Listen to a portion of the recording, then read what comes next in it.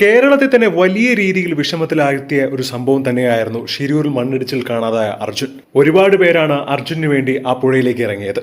അർജുൻ തിരികെ കിട്ടുമെന്നുള്ള പ്രതീക്ഷയിലായിരുന്നു ഒരുപാട് പേർ. അക്കൂട്ടത്തിൽ ഏറ്റവും കൂടുതൽ ശ്രദ്ധ നേടിയത് ഈശ്വർ മാൽപയും സംഘവും നടത്തിയ തിരച്ചിലായിരുന്നു. ഇപ്പോഴിതാ അർജുന്റെ വീട്ടിലേക്ക് നേരിട്ട് എത്തിയിരിക്കുകയാണ് ഈശ്വർ മാൽപെ.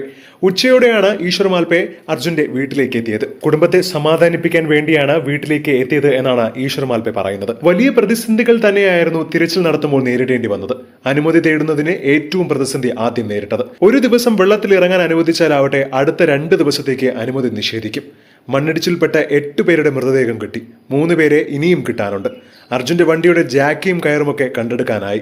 കയറ് കിട്ടിയ സ്ഥലത്ത് ഒരുപാട് മണ്ണ് നീക്കം ചെയ്യാനുമുണ്ട്. ഡ്രഡ്ജിംഗ് മെഷീൻ കൊണ്ടുവന്ന് മണ്ണ് നീക്കാൻ മാത്രമേ ഇനി സാധിക്കൂ. 5 ദിവസമെങ്കിലും ഡ്രഡ്ജിംഗ് തുടരണം എന്നാണ് ഈശ്വർ മാൽപെ പറയുന്നത്. തൽക്കാലം ഡ്രഡ്ജർ എത്തിക്കാനുള്ള ഫണ്ട് ഇല്ലാത്ത രീതിയിലാണ് കർണാടക സർക്കാരിന്റെ നിലപാട്. കേരള സർക്കാരും ഈ വിഷയത്തിൽ ഇടപെടണം. അർജുന്റെ മൃതദേഹമെങ്കിലും വീട്ടിൽ എത്തിക്കുമെന്ന് അമ്മയ്ക്ക് വാക്ക് നൽകിയിരുന്നു. ഞങ്ങളുടെ സംഘത്തിൽ 10 പേരുണ്ട്.